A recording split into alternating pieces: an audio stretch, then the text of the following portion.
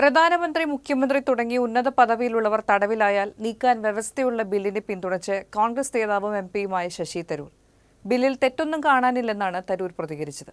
As far as I'm concerned, I don't know those bills well enough to give you a comment. On the face of it, it seems reasonable that anyone who does anything wrong should be liable to punishment and should not be holding a high constitutional office or a political office. I think that makes sense. ബില്ലിൽ ചർച്ചകൾ നടക്കട്ടെ എന്നും അദ്ദേഹം മാധ്യമങ്ങളോട് പറഞ്ഞു. ബില്ലിനെ കോൺഗ്രസ് ഉൾപ്പെടെയുള്ള പ്രതിപക്ഷ പാർട്ടികൾ ശക്തമായി എതിർക്കുമ്പോഴാണ് പ്രതിപക്ഷ എംപിയായ തരൂരിന്റെ പ്രതികരണം. അതേസമയം പ്രതിപക്ഷ സർക്കാരുകളെ അട്ടിമറിക്കാനുള്ള അജണ്ടയുടെ ഭാഗമാണ് ബില്ലെന്നാണ് ഇന്ത്യ സഖ്യം വിമർശിച്ചത്.